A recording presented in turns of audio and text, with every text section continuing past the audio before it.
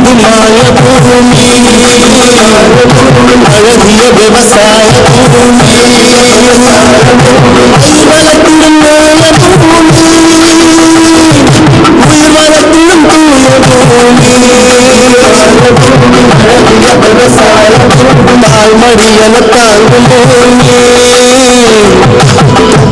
குளிரும் பூமி, அழகிய விவசாய பூமி, காதல் தெய்வம் நம்ம பூமி, இது அழகிய விவசாய பூமி.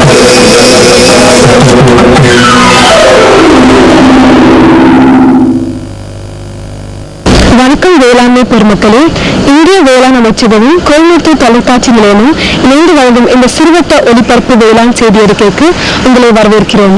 முதலில் சிந்தனை பெட்டகம். நம்மிடத்தில் அளவற்ற சக்தி இருக்கிறது, நாம் எதையும் சாதிக்கலாம். சுவாமி விவேகானந்தரின் சிந்தனை பெட்டகம் இது. இது தொடர்வது வேளாண் செய்தி அறிக்கை.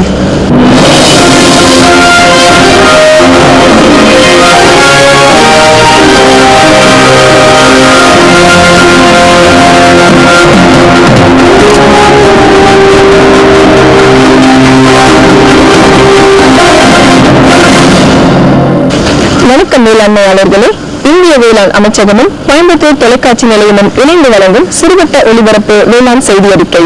ஏராளமான தகவல்கள், செய்திகள், நிகழ்வுகள், இவற்றுடன் நான் ஷர்லி. முதலில் தலைப்பு செய்திகள். இயற்கை முறையால் மண்வளம் காத்தல். டி. கோவிந்தராஜன் தகவல். குட்டி மரம், பூந்தி மரம், ஒதிய மரம் காத்தல். முனைவர் ஏ. பாலசுப்ரமணியன் தகவல். இனி விரிவான செய்தி அறிக்கை. மண் இயற்கையின் கொடை.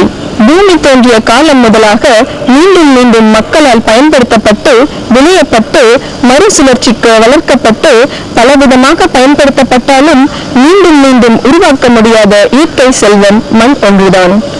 மறுசுழற்சிக்கும் மறுபயன்பாட்டிற்கும் மண் உட்படுத்துவதால் அதன் வளங்கள் மிகவும் குறைவுபடுகின்றன என்பது நிதர்சனம். இயற்கை முறையால் மண்வளம் காத்தல் குறித்து நுணுக்கமான பல தகவல்களை கூறுகிறார் திருப்பூர் மாவட்டம் அவிநாசி தாலுகா சேவூர் வழி ரைஸ் மில் தோட்டம் பகுதியைச் சார்ந்த முன்னோடி விவசாயி டி. கோவிந்தராஜன். அவரோடு நமது வேளாண் செய்தியாளர் மகேஷ்குமார். எத்தனை வருஷமா நீங்க விவசாயத்தில் இருக்கீங்க? இந்த இயற்கை முறையில எப்படி மண் வளம் காக்குறீங்க, அதை பத்தி கொஞ்சம் விரிவா சொல்லுங்க. நாங்கள் பூர்வீகமாக விவசாயத்துல தான் இருந்துட்டு இருக்கிறேங்க. முதல்ல வந்து இயற்கை உரத்துக்கு வந்து ஒரு 3 வருஷமா 4 வருஷமா உரம் போடுறதுக்கு சுத்தமாக நிறுத்திட்டோம். இப்போ இயற்கை விவசாயத்துல நிலத்தை மேம்படுத்துறதை பத்தி முதல்ல பார்த்தீங்கன்னா தக்கப்பூண்டு விதைச்சுக்கிறேங்க. தக்கப்பூண்டு விதைச்சதுக்கு அப்புறம் பார்த்தீங்கன்னா பலதானியங்கள், இப்போ நவதானியங்கள் வச்சு 2 தடவை காட்டை தயார் பண்ணிக்கிறோம். இது தயார் பண்றதுனால நம்மளுக்கு என்ன நன்மை கிடைக்குதுனாங்க, காட்டில் இருக்கிற நுண்ணுயிர்கள்லாம் பெருகி நம்மளுக்கு தலை, மணி, சாம்பல் சத்து எல்லா சத்துமே அது இயற்கை நம்மளுக்கு நிறைய கிடைக்குதுங்க. இப்போ இதை பற்றி நான் இயற்கை விவசாயத்தை உரம் போடாமல் பண்ணிட்டு இருந்தேன். இதை பற்றி வர காரணமும் காடூர் வடிவேலு, சத்தியமன் சுந்தராமராயர், ஐயா நம்மாழ்வார் ஐயா இவங்களுடைய ப்ரோக்ராம் எல்லாம் பார்த்து எனக்கு இயற்கை விவசாயத்துக்கு வரக்கு நல்ல ஆர்வம் கிடைச்சது. அப்புறம் இதில் பண்ணுறதுனாலங்க எல்லா நுண்ணுயிரியும் பெறுறதுனால பயிர் இயற்கையாகவே உரம் போட்டு வராத விட நல்லா சிறப்பாக வந்துட்டு இருக்குது. இதில் வந்து முதல்ல தொழுவரம் போட்டுட்டு இருந்தா, தொழுவரம் போடுறதுக்கு மாடுகள் இப்போ கிடையாதுங்க. அதனால தொழுவரம் போட முடியாதனால பஞ்சகவிய, ஜீவாமிர்தம், பனங்கொட்டை கரைசல் இதெல்லாமே தயார் பண்ணி நாங்கள் ட்ரிப் வழியாகவும் கொடுத்துட்டுருக்குறோம், இலை வழியாகவும் ஸ்ப்ரே பண்ணுறோம். இதெல்லாம் பண்ணிட்டு இருக்கிறதுனால எங்களுக்கு இது மிக சிறப்பாக இருக்குதுங்க. இதில் அனைத்து விதமான கிராப் பண்ணுறோம். பப்பாளி, கரும்பு, வாழை, எல்லா கிராப்பும், வெஜிடபிள்ஸ், ஆனியன், வெங்காயம் எல்லாமே பண்ணிட்டு இருக்கிறோம். மஞ்சள் எல்லாமே பண்ணிட்டு இருக்கிறோம். நல்லா சிறப்பாக இருக்குதுங்க. ஐயா, இப்போ இந்த இயற்கை கரைசல்களை பத்தி சொன்னாங்க, அது எப்படி தயாரிக்கிறீங்க அப்படிங்கிறது கொஞ்சம் விரிவா சொன்னீங்கன்னா கொஞ்சம் சந்தோஷமா இருக்கும். சரிங்க, சொல்றேன். ஃபர்ஸ்ட் வந்து நம்ம நிலத்துக்கு வந்து பஞ்சகவியா தேவைங்க. பஞ்சகவியா வந்து நம்ம மாட்டு சாணம், கோமியம், வெண்ணெய், பால், தயிர் இதெல்லாமே கலந்து தயார்படுத்திக்கிறது பஞ்சகவியாங்க. இது வந்து நிலத்துக்கு ட்ரிப்லையும் கொடுக்கலாம், இலை வழியா ஸ்ப்ரேயும் பண்ணலாம். இதுல 2க்கும் பயன்படுது. அதே மாதிரி பனங்கொட்டை கரைசல் இருக்குதுங்க. பனங்கொட்டை கரைசல் வந்து தலைச்சத்துக்காக வந்து நிறைய கொடுக்கலாம். பனங்கொட்டை கரைசல் வந்து பனன் பழமும் மாட்டு உரிமை மட்டும் கலந்து வச்சா தயார். அது வேற எதுவும் வேண்டியது இல்லைங்க. அதுக்கடுத்து மீன் அமிலம் இருக்குது. மீனும் நாட்டு கரும்பு சர்க்கரையோ வெள்ளமே ஏதோ கலந்து போட்டு 15 நாள்ல வந்து அந்த கலவை ரெடி. அந்த மீன் அமிலமும் எல்லா அனைத்து விதமான பயிர்களுக்கு ட்ரிப்ளையும் கொடுக்கலாம், ஸ்ப்ரேயும் பண்ணலாம். அப்புறம் அதே மாதிரி பார்த்தீங்கன்னா வேப்பங்கொட்டை கரைசல் வந்து பூச்சி விரட்டிக்காக தயார் பண்றோம். இந்த வேப்பங்கொட்டை வந்து அரைச்சிட்டுங்க, அதை வந்து மாட்டி உரிமோட கலந்துட்டா 3ஆவது நாள் ரெடி கரைசல். கூட கொஞ்சம் எலுமிச்சம்பழம் துண்டு போட்டுட்டா அதனுடைய வீரியம் வந்து ரொம்ப ஜாஸ்தியாக நல்லா இருக்குதுங்க. அது வந்து பூச்சி விரட்டிக்கும் நல்லா இருக்குது, வைரஸ் சம்மந்தப்பட்ட நோய்கள் ரொம்ப சிறப்பாக இருக்குதுங்க வேப்பங்கொட்டை கரைசல். அப்புறம் இந்த மாதிரி பல இதுகளை நான் தயார் பண்ணி செஞ்சுட்டு இருக்கிறேங்க. இந்த கரைசலை பற்றி நீங்கள் விரிவாக சொல்கிறேங்க. இந்த பஞ்சகவியா தயார் பண்ணுறது வந்து நீங்கள் தயார் பண்ணிட்டீங்கன்னா எல்லா நுண்ணுயிரிலும் இதில் பாக்டர் ரெடி ஆகிக்குதுங்க. 15ஆவது நாள் தயாராகிக்குது. இது வந்து நீங்கள் ட்ரிப் வழியாகவும் வடிகட்டி கொடுக்கலாம், ஸ்ப்ரேயிங் பண்ணலாம். அடுத்தது வந்து பார்த்தீங்கன்னா மீன் அமிலம் வந்து மீனும் இது நாட்டு கரும்பு சர்க்கரையும் கலந்து வச்சு இந்த மாதிரி லிக்விட் ஆகி இது 6 மாதத்து வரைக்கும் பயன்படுத்தி அடிக்கலாம். நல்லா தலைமணி சத்துங்க. அடுத்தது வந்து பார்த்தீங்கன்னா மஞ்சள் தூள் வந்து ஊற வச்சு வச்சிருக்குதுங்க. அது வந்து காமிச்சிருக்கு. அந்த மஞ்சள் தூளை வந்து நீங்கள் வடிகட்டி எல்லா பயிர்களுக்கும் கிருமி நாசினியாக செயல்படுதுங்க. அடுத்தது பார்த்தீங்கன்னா வேப்பங்கொட்டை கரைசல். இந்த வேப்பங்கொட்டை கரைசல் பார்த்தீங்கன்னா வேப்பங்கொட்டை மாட்டு யூரின் மட்டும் கலந்து வச்சுருக்குதுங்க. இது எல்லா விதமான வைரஸ் நோய்களுக்கு பூச்சி விரட்டியாகவும் இது ரொம்ப செயல்படுறது ரொம்ப சிறப்பாக நல்லா இருக்குதுங்க. இது வெளியிடத்துல இருந்து பூச்சி மருந்து நம்ம அதை வாங்கி தெளிக்கிறத விட நாமளே நம்ம வெற்றிருக்கிற பொருளை வச்சு தயார் பண்ணுறதுனால, நம்ம வேப்பங்கொட்டை கரைசல் தயார் பண்ணுறதுனால நோய் நிறுவனம் வந்து ரொம்ப சிறப்பாக இருக்கனால செலவு வந்து குறைவு. அதே போல் இந்த இயற்கை விவசாயத்தில் பண்ணுறதுனால மகசூல் குறையறதெல்லாம் நல்லபடியாக மகசூல் வந்து சிறப்பாக இருக்குதுங்க. கரைசல்கள்லாம் பார்த்துட்டு எந்தெந்த தாவரங்களுக்கு எல்லாம் அடிக்கலாம், அதுவும் இல்லாமல் இது அடிக்கும் போது இந்த மண் வளமெல்லாம் எப்படி மேம்படும் அதை பற்றி கொஞ்சம் சொல்லுங்களேன். சரிங்க. இந்த மண் வளம் வந்து பார்த்தீங்கன்னா இயற்கையாக பண்ணும்போது நிறைய பாக்டீரியா, நிறைய நன்மை செய்யும் நுண்ணுயிர்கள் எல்லாம் நிறைய தெரிவிக்குதுங்க. இந்த பூச்சிக்கொல்லி மருந்துகள் அடிக்கும்போது நன்மை செய்கிற பூச்சிகளை அழிந்து போகுது. அப்புறம் 2வது பார்த்தீங்கன்னா இந்த நோய் நிர்வாகத்தில் வந்து மருந்து தெளிக்கிறதுனால அதிகமாகிட்டு இருக்கிறவங்களுக்கு குறையறதில்ல. ஆக்சுவலாக இதனோட மகசூல் வந்து எது குறையறதுன்னு நல்லா சிறப்பாக இருக்குது. முதல்ல நம்ம வேலை செய்கிற ஆட்களுக்கு வந்து நம்ம என்ன கலவை தயார் பண்ணுறோம், அதை எப்படி அப்ளை பண்ணுறோம், எந்தெந்த நேரத்தில் கொடுக்குறோம், எவ்வளோ அளவு கொடுக்குங்கிறது மிக தெளிவாக புரிய வச்சுக்கோங்க. அது புதுசாலே அவங்க வந்து ஈஸியாக அதை நம்மளுக்கு நம்ம சப்போர்ட்டாக இருக்கு பண்ணி கொடுத்துருவாங்க. அப்போ 2வது வந்து பார்த்தீங்கன்னா இந்த இயற்கை விவசாயத்தில் விளைவிச்ச பப்பாளி, வாழைப்பழம் எதுவுமே பார்த்தீங்கன்னா கூடுதல் விலை வந்து கிடைக்க மாட்டேங்குது, ஒரு குறையாக தான் இருக்குது. அது சாப்பிட்றதுனால இந்த மக்களுக்கு நல்லது, உணவு ஆரோக்கியம், உடல் ஆரோக்கியமாக இருக்கிறதுக்கு நிறையா சிறப்பாக இருக்கிறது தெரியுது. தெரிஞ்சாலும் மக்கள் வந்து விலை குறைவான பொருள் எது கிடைக்குது அதை தான் விரும்புறதுக்கு தயாராக இருக்கிறாங்க. ஆனால் இது இயற்கை முறையில் விளைவிச்ச பொருளுக்கு வந்து இன்னும் கூடுதலான விலை கிடைக்கிறதுக்குண்டான வாய்ப்பு வந்து கிடையாமல் இருக்குது. இன்னும் மக்கள்கிட்ட சேராமல் இருக்குதுன்னு நினைக்கிறேங்க நான். ஒரு சிறு விளம்பர இடைவெளிக்கு பின் வேளாண் செய்தி அறிக்கை தொடரும். இந்தாங்க வேற ஏதாவது போதும். இல்லைங்கப்பா, இன்னும் கொஞ்சம் செய்யணுமா? விவசாயத்தை விடப்படுறீங்களா? விவசாயத்தை இல்ல, அறியாமையை விடுறோம். நான் பரிசோதனை செஞ்சேன். இனிமே எத்தனை அவசியமோ அத்தனை உரம் தான் நிலத்துல போடுவோம். ஆமா விவசாய சகோதரர்களே, இங்கே உங்கள் மாவட்டத்தின் அருகில் உள்ள மண் பரிசோதனை கூடத்தில் உங்கள் மண்ணை பரிசோதனைகள் மண் சத்து, ஈரப்பதம், சீரை வளர்ச்சியை சரிபார்த்து அவசியத்திற்கு ஏற்றவாறு மட்டுமே சத்துக்களை போடுங்கள். மேலும் சல்பர், ஜிங்க் மற்றும் போரான் போன்ற மின் சத்துக்களையும் சரிபார்க்க மறவாதீர்கள். ரசாயன உரம் மற்றும் ஆர்கானிக் உரத்தை சரியான முறையில் பயன்படுத்தி நில வளத்தை பராமரியுங்கள். உற்பத்தியை பெருக்குங்கள், செலவை குறையுங்கள், அந்நிய செலாவணியை சேமிக்க இறங்குங்கள். கூடவே மெதுவான வேகத்தில் நைட்ரஜனை அளிக்கும் உரங்கள், அதாவது வேம்பு தடவை யூரியா போன்றவற்றை பயன்படுத்துங்கள். யூரியாவை இலைகளின் மேல் தெளியுங்கள். ஆஹா, நீ நிஜமாவே புத்திசாலி ஆயிட்டப்பா. மேலும் விவரங்களுக்கு தொடர்பு கொள்ளவும் மாவட்ட வேளாண் அதிகாரி அல்லது விவசாயி கால் சென்டரை. வேளாண் செய்தி அறிக்கை தொடர்கிறது. இந்த இடம் பற்றிய சிறப்புகளை கூறினால் முற்றிலுமாக புரிந்து கொள்ள முடியாது, எழுதினாலும் புரிந்து கொள்ள முடியாது. நேரில் பார்த்தால் மட்டுமே புரியும். அந்த இடம் சேலத்தின் அடையாளமான தாவரவியல் தோட்டம்.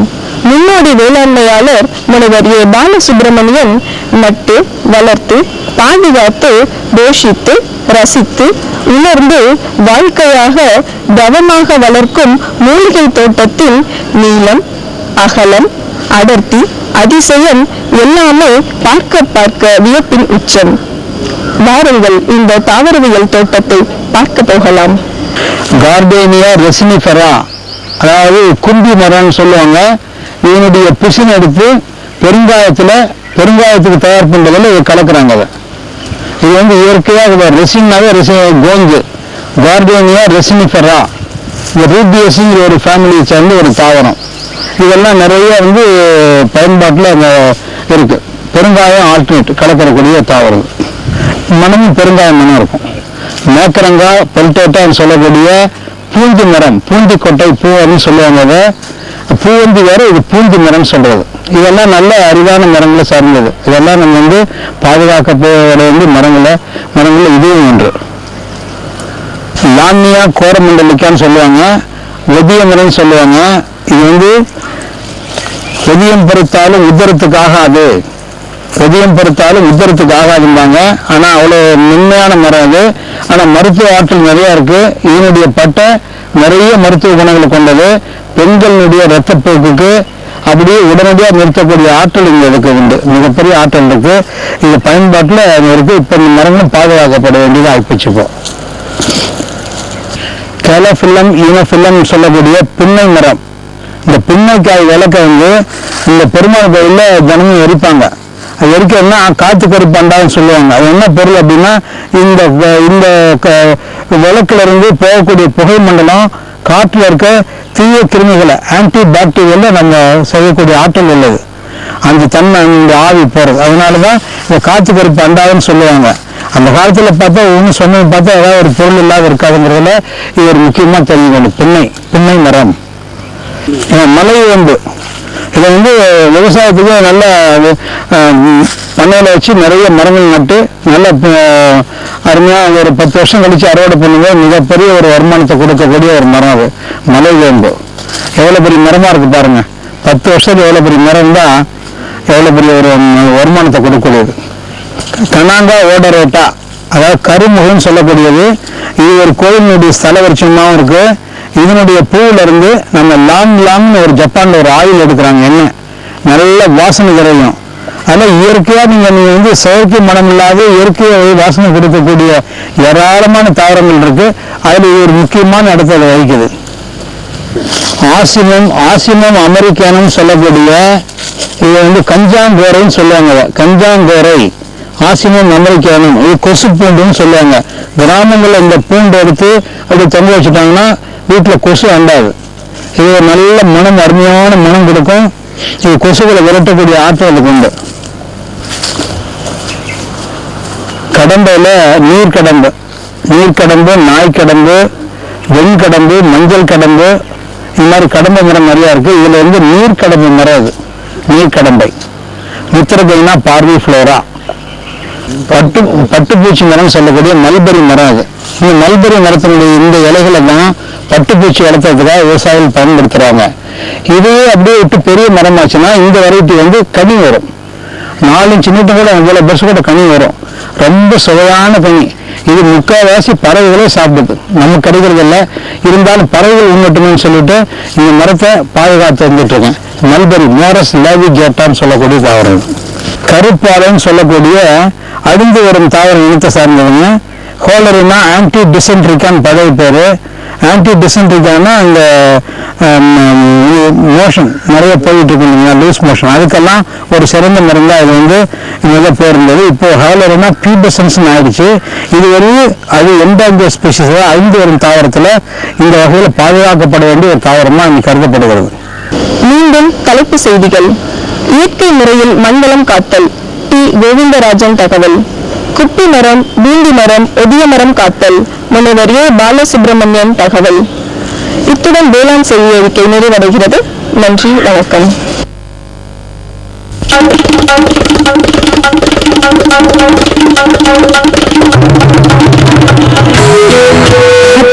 நான் ஸ்கூலுக்கு போயிட்டு வரேன், படிக்க. ஸ்கூலுக்கா? கல்யாணம் கட்டிட்டு வரச்ச என்னவோ சொன்ன, படிச்சிருக்கானட்டு? அடாத்த, நான் ஃபார்ம் ஸ்கூலுக்கு போறேன். விவசாயத்துல புதுசான விஷயங்களை கத்துக்க நீங்களும் வாங்கத்த. ஃபார்ம் ஸ்கூல் இங்கு நிலத்தில் பயிர் உற்பத்தியை பெருக்குவதற்கான அனைத்து முறைகளும் விவசாயிகளுக்கு சொல்லித் தரப்படுகின்றன. அதாவது மண்ணுக்கு உகந்த சரியான உரம், தரமான விலை மற்றும் தேவைக்கு ஏற்ப பூச்சிக்கொல்லி போன்றவை. அதனால குறைஞ்ச செலவுல அதிக லாபம்.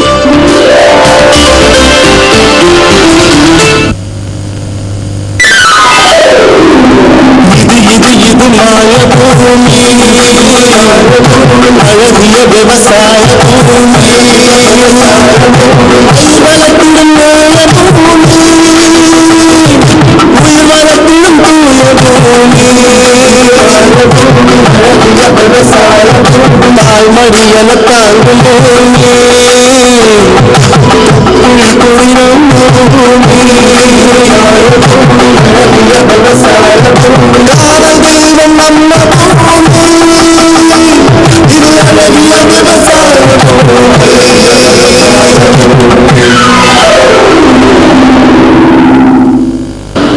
கோயம்புத்தூர் மாவட்டத்தில் பொதுவாக கோயம்புத்தூர் வடக்கு பகுதியில் வெள்ளைக்கிணறு பகுதியில் இப்போ நம்ம இருக்கோம். பொதுவாக வந்து ரோஸ் அப்படின்னு சொல்லிட்டாலே அது வந்து ஊட்டியில் மட்டும்தான் கிடைக்கும். ஏன்னா அந்த மாதிரி சீதோஷ்ண நிலை வந்து அங்கே தான் இருக்குது. அப்படி இருக்கும்போது இந்த பிளைன்ஸ் பகுதியில் அதுவும் கோயம்புத்தூர் மாவட்டத்துக்குள்ள இருக்கக்கூடிய இடத்துல இந்த ரோஸ் விளையுது அப்படின்னு சொன்னால் கொஞ்சம் ஆச்சரியமா இருக்கு. சரி, இந்த இடத்துல இந்த வெள்ளைக்கிணறு பகுதியில் எந்த விவசாயி இந்த இது பண்ணிட்டு இருக்காரு அப்படிங்கிற விஷயத்தை இப்போ நான் பார்க்க போகிறோம். இப்போ பொதுவாக வந்து விவசாயம் எடுத்துக்கிட்டோம்னா இந்த காய்கறி அப்படி என்ன பண்ணுவாங்க, அன்றாட பயிர் அது வந்து உணவுக்காக போகுது. அப்படியெல்லாம் இருக்கும்போது ஏன் இந்த மலரை செலக்ட் பண்ணிக்க என்ன காரணம்? இந்த நிலத்துல வந்துங்க இது வீசி வெளிமுறிக்கோன்றுடைய நிலம் இது. இந்த நிலத்துல வந்து எங்க தாத்தா அந்த காலத்துல 60 ஆண்டு காலத்துக்கு முன்னாடியே இந்த ரோஜா மலரை கொண்டு வந்து சாகுபடி பண்ணியிருக்காங்க. தாத்தா, அதுக்கு பின்னாடி எங்க அப்பா, அதுக்கு பின்னாடி நான், அப்படிங்கிற ஒரு 3 தலைமுறையா இந்த பகுதியில எங்க நிலத்துல ரோஜா சாகுபடி, அது இல்லாம முல்லை வச்சிருந்தோம். மேரிகோல்டு அப்படின்னு சொல்ற செண்டுமல்லி, வாடாமல்லி, காய்கறி, இதுல ஊர் பயிரா உளுந்து, பீட்ரூட், இது மாதிரியான பயிர்களையும் இப்போ நான் சாகுபடி பண்ணிட்டு வரேங்க. ஒரு விவசாயி அப்படின்னு சொன்னா தொழில்நுட்பங்களை முதல்ல கத்துக்கணுங்க.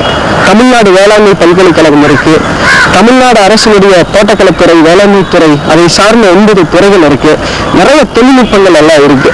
அந்த தொழில்நுட்பங்களை வந்து நம்ம பயன்படுத்தி சாகுபடி செஞ்சால் மட்டுமே ஒரு முழுமையான விவசாயி ஒரு லாபகரமான ஒரு தொழிலை செய்ய முடியும், விவசாய தொழிலை செய்ய முடியும்.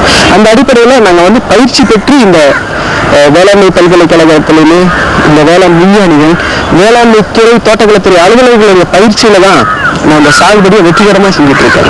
வெறும் தமிழ்நாடு வேளாண் பல்கலைக்கழகம் வந்து உங்களுக்கு ஒரு பக்க பலமா இருக்கு. நிச்சயமாங்க. சரி, இந்த ரோஜா சாகுபடிக்கு பல்கலைக்கழகம் மூலமா என்னெல்லாம் உங்களுக்கு உதவிகள் கிடைச்சது? எங்க தாத்தா அந்த காலத்துல 60 ஆண்டு காலத்துக்கு முன்னாடிங்க நம்ம இங்கிருந்து ஆந்திரா மாநிலத்துல ராஜமந்திரி அப்படிங்கிற இடத்துல இருந்து என்ன இடங்கிறது கடியம் ராஜமந்திரி இதுல இருந்து 20 கிலோமீட்டர் கடியம். அங்க வந்து சூரியநாராயண நர்சரி, பெரிய நர்சரி, அங்கிருந்து இந்த நாட்டுகளை தருவிச்சு அந்த காலத்துல இருந்து விவசாயம் பண்ணிட்டு இருக்கோம். இப்போ இந்த நாட்டுகள் கொடியத்திலிருந்து வந்த நாட்டுகள் தான் ராஜமந்திரியில இருந்துங்க. இது ரோஜால பாத்தீங்கன்னா 2 ரகங்கள் இருக்கு, நாட்டு ரகங்கள். ஒன்று பன்னீர் ரோஸ், அது பிங்க் கலரா இருக்கு. இது வந்து ஆந்திரா ரெட், சிவப்பு கலரா இருக்கு. இந்த மலர்கள் வந்து மலர் மாலைகள் செய்யறதுக்கு, மணவரைகள் அலங்காரங்கள், திருவிழாக்களுக்கு, இது மாதிரியான சுப காரியங்களுக்கு, எல்லா நம்முடைய வாழ்க்கையோட எல்லா காரியங்களுக்கும் இந்த மலர் பயன்படுது. இது அருகாமையில் இருக்கிற அந்த மலரை கோவை மலர் சந்தையில விற்பனை கொண்டு இப்போ வந்து காய்கறி வெள்ளாமை பண்றோம்னு வச்சுக்கோங்க, அதை வந்து தக்காளி எடுத்துட்டா கூட ஒரு 10 இருக்கக்கூடிய தக்காளி வந்து 1 வாரம் வரைக்கும் தாக்கு பிடிக்கும். நீங்க எடுத்து 1 வாரம் கழிச்சு கூட விற்கலாம், இல்லை உபயோகப்படுத்தலாம். பட் மலர் அப்படிங்கிறது ஒரே தினசரி இருக்கும். அது எப்படி வந்து இன்கேஸ் நீங்க உங்களுக்கு பர்சனல் ஒர்க்கெல்லாம் இருக்கும்போது இந்த மலரை வந்து எப்படி நல்லா விற்பனை கொடுக்க முடியும்? இது வந்து தினசரி வந்துங்க காலையில 8 மணிக்கு மலர் சந்தையில பூ மார்க்கெட்ல, கோயம்புத்தூர் பூ மார்க்கெட்ல மலர் இருந்தால் மார்க்கெட் பண்ண முடியுங்க. அரை மணி நேரம் லேட் ஆனாலும் விற்பனைக்கு போக முடியாது. அதனால காலையில் ஏர்லி மார்னிங் விதிகாலை 5 மணிக்கு எழுந்து எங்க தோட்டத்துல வேலை செய்யற ஆளுகள், எங்க அப்பா, நாங்க, எங்க குடும்பத்தார் எல்லாரும் சேர்ந்து இந்த மலரை பறிச்சு 6 மணிக்குள்ளார மலர் சந்தைக்கு நாங்கள் கொண்டு போய் வருவோம். இது வந்து தினசரி செஞ்சாகணுங்க.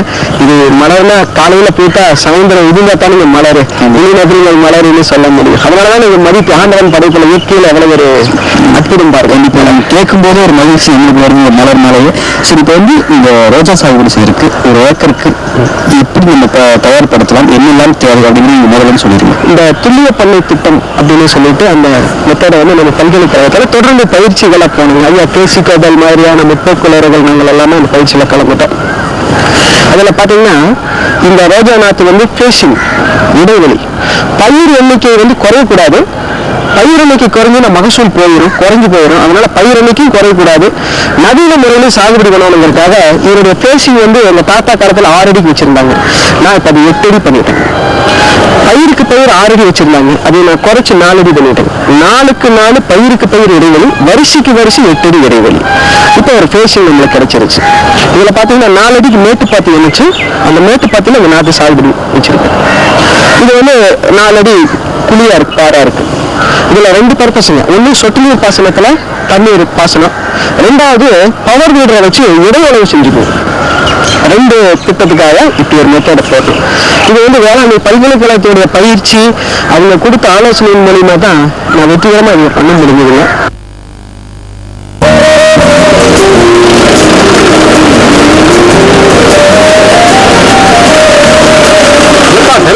இதான் வாங்கினேன், பூச்சி மருந்து வாங்கினேன், இப்போ உரம் வாங்கியிருக்க. இவ்வளவுக்கும் பணம் எங்கிருந்து போகிறது? இப்ப நான் பணத்தை பத்திதான் கவலையே பரவில்லை. ஏன்னா என்கிட்ட தான் கிசான் கிரெடிட் கார்டு இருக்கு. கார்டு இது என்னப்பா? அதாவது இது பேங்க்ல கொடுக்குறாங்க. இந்த கார்டை வச்சுக்கிட்டு ஒரு குறிப்பிட்ட தொகைக்கு நம்ம நிலத்துக்கு என்னென்ன சாமான் தேவையோ. அப்படியா? எனக்கும் ஒரு கார்டு வாங்கி கொடுப்பா. அப்படியா? பக்கத்தில் இருக்கிற பேங்க்கு போ, கார்டை வாங்கிக்க, நிறைய லாபம் அடைஞ்சுது. இந்த நாட்டு வந்து ராஜமுந்திரிலிருந்து எடுத்துட்டு வந்து இந்த நிலத்தை வந்து நல்லா ப்ளோ பண்ணி மண் பரிசோதனை பண்ற போது இந்த நிலத்துல வந்து மணிச்சத்தினுடைய அளவு ரொம்ப குறைவா இருந்தது. அதனால சூப்பர் பாஸ்பேட் வந்து 250 கிலோ போட சொன்னாங்க. பொட்டாஸ் சாம்பல் சத்து 100 கிலோ பரிந்துரை பண்ணாங்க. தலைச்சத்தை வந்து பின்னாடி போட்டுக்கலாம் அப்படின்னு சொல்லி பாருங்க. இது வந்து அடிவரமா போட்டு தொண்ணூறு 40 மண்டி அடிச்சு அதுக்கு மேல வந்து அசோஸ் பகுதியில் பாஸ்பேட் பாக்டீரியா, ட்ரைகோடர்மா, சூடோமோனாஸ், வேம் அப்படிங்கிற நுண்ணுயிர்கள், பூசணங்கள், நன்னீர் வைக்கிற பூசணங்கள் இதெல்லாமே அடிவரத்திலேயே போட்டு நல்லா ப்ளோ பண்ணி விட்டு அதுக்கு மேல மேட்டுப்பாத்தி அமைச்சு அதுக்கு மேல சொட்டு நீர் பாசன அமைப்புகள் எல்லாம் அமைச்சு அதுக்கு மேல நாற்று வச்சுக்கணும். இந்த செடி நட்டுடனே பார்த்தீங்கன்னா உடனே பூ பறிச்சிடக்கூடாது. இப்படி பறிச்சு எடுத்தோம்னா வேர் ரொம்ப சின்னதா இருக்கு, அதனால வேரோட வந்துடும். ஒரு 3 மாசத்துக்கு பூவை பறிக்கக்கூடாது, அப்படியே விட்டுறணும். விஞ்ஞானிகள் எவ்வளவு பரிந்துரை பண்றாங்களோ அந்த அளவுக்கு பூச்சி மருந்து பயன்படுத்தணும், அந்த அளவுக்கு ஃபெர்டிலைசர் பயன்படுத்தணும். அந்த அடிப்படையில தான் வந்து நான் வந்து இந்த பயிர் பாதுகாப்பு நடவடிக்கைகளை அங்கீகிறேன். 1 லிட்டருக்கு 2 மில்லி ரோகர் அது வந்து முதல்ல கொடுத்தோங்க. புழு தென்பட்டுதுன்னா 15 நாளைக்கு வரைக்கும் மோனோக்ரோட்டோபாஸ் அது வந்து 1 லிட்டருக்கு 2 மில்லி கொடுத்தோங்க. வேப்பெண்ணெய் அது வந்து எப்படின்னா வேப்பெண்ணெய் எடுத்து 1 லிட்டருக்கு 2 மில்லி, சோப் ஆயில் ஒரு 5 மில்லி ஊற்றி வேப்பெண்ணெய் ஊற்றி நல்ல பாட்டில் நல்லா அலாசியில் நல்லா கலங்கிட்டு ஒரு பாட்டிலுக்கு கிளக்கி அது கூட ஆட் பண்ணி அந்த பூச்சி மருந்தோட வேப்பெண்ணெய் கலந்துருவேன். அப்புறம் ஒரு 3 மாதம் கழிச்ச உடனே அது வந்து களை எடுத்துட்டு நம்ம நிலத்துல தொழு உரம் வந்து தயார் பண்ணி வச்சிருக்கோம். ஊட்டமேறிய தொழு உரம், அதாவது ஊட்டமேறிய தொழில் பெரிய விஷயம் இல்லைங்க. ஒரு சாதாரண தொழில்நுட்பம் தான், குறைஞ்ச செலவு தான். ஒரு 100 கிலோ நல்ல மக்கின தொழு உரத்தை எடுத்து ஒரு 50 கிலோ சூப்பர் பாஸ்பேட் அதை வந்து கலந்து இதில் போட்டு வச்சு தண்ணி கழிச்சுட்டு நல்லா மடக்கி நல்லா தட்டி விட்டோம்னா அது நல்லா இந்த சூப்பர் பாஸ்பேட் செட் ஆகிடும். ஒரு 15 நாள் கழிச்சு கழிச்சு விட்டு மறுபடியும் ஒருக்க கூட்டி சேர்த்திடுவாங்க. ஒரு 30 நாள் கழிச்சு அதை எடுத்து ஒரு செடிக்கு ஒரு 1/2 கிலோ அப்படிங்கிற அளவுக்கு இந்த நாற்றுகளுக்கு கொடுக்குற போது இந்த வேர் ஓட்டம் வந்து நல்லா போகும் அப்படின்னு சொல்லி பல்கலைக்கழகத்தில் சொன்னாங்க. அந்த 3ஆவது மாசத்துல ஒரு தடவை ப்ரூன் பண்ணி விட்டுருவோம். ப்ரூன் பண்ணி விட்டா உடனடியாக போர்டோ கலவை அல்லது காப்பர் ஆக்சி குளோரைடு அது வந்து ஒரு லிட்டருக்கு 2 கிராம் அப்படிங்கிற அளவில் கலந்து ப்ரூன் பண்ணி விட்டோம்னா ஸ்ப்ரே கொடுத்துருவோம். ஸ்ப்ரே கொடுத்துட்டு என்ன பக்க கிளைகளோட நிறைய கிளைகளோட வளரும், அதுக்கப்புறம் பார்த்தீங்கன்னா ஒரு 9வது மாசம் 8வது மாசத்துல 4வது மாசத்துல இருக்கும், 8வது மாசம் மறுபடியும் ஒருக்கா ப்ரூன் பண்ணி விடுவோம். பக்கக்கிளைகள் நிறைய வந்தால் தான் மலர்கள் அது அதிகமாக ஈடு கிடைக்கும். இந்த பூ பொறுத்தவரை இப்படி கிலோ கணக்கில் கொடுக்குறீங்களா? இது வந்து சென்னையில் இது வந்து மற்ற மாவட்டங்களில் கிலோ கணக்கில் கொடுக்குறாங்க. கோயம்புத்தூர், திண்டுக்கல் மாவட்டத்துலலாம் இது எண்ணிக்கை கவுண்டி 100 பூ இன்னைக்கு நிலவரம் வந்து ஒரு 100 பூ 30 வாங்க. ஒரு மலருடைய விலை 30 காசு. அது மாதிரி இன்னைக்கு மலர் சந்தையில போயிட்டு இருக்கு. ஒரு வருடத்துக்கு ரோஜாவிலேருந்து எவ்வளவு கிடைக்கும்? ஒரு 2 லட்சம் ரூபா 2.5 லட்சம் ரூபா கிடைக்கும். ஒரு செலவு அப்படின்னு பார்த்தீங்கன்னா ஒரு 1.5 லட்சம் ரூபா வரைக்கும் செலவு. ஒரு லாபகரமான ஒரு பயிர் ரோஜாவா இருக்கு. ஏதாச்சும் ஒரு கருத்துக்கள் இது சம்மந்தமா சந்தேகங்கள் எந்த நேரம் வேணாலும் அணுகலாம். என்னுடைய அலைபேசி எண்ணையும் நான் இந்த நேரத்தில் சொல்லிடுறேன். என்னோட பெயர், முகவரி, அலைபேசி சொல்லுங்க. என்னுடைய பெயர் தேசு காளிச்சாமி, வெள்ளக்கிணறு கிராமம், கோயம்புத்தூர் மாவட்டம்.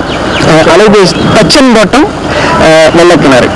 அலைபேசி எண் 9994533332. சரிங்க சரிங்க. இவ்வளவு நேரம் சிரிச்சு யார்கிட்ட பேசிட்டு இருந்தீங்க?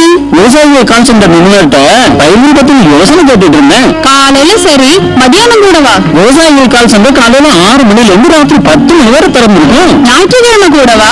ஆமா, வருஷத்துல 365 நாளும் திறந்திருக்கும். விவசாயம் சம்பந்தப்பட்ட பிரச்சனைகளுக்கு பெண்கள் நடுவில் உடனே தீர்வு பெற இந்தியாவில் எங்கிருந்தும் எந்த போன் மூலமும் தேசிய ஹெல்ப்லைன் நம்பர் 1800 தொடர்பு கொள்ளவும். நம்மிடத்தில் அளவற்ற சக்தி இருக்கிறது, நாம் எதையும் சாதிக்கலாம் என்னும் சிந்தனை புத்தகத்தோடு இன்றைய சிறுவட்ட ஒலிபரப்பு செய்தி அறிக்கை நிறைவடைகிறது. வணக்கம்.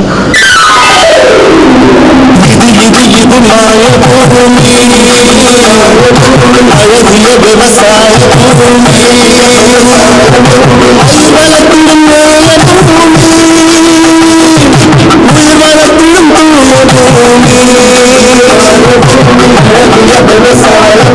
தாய்மொழி என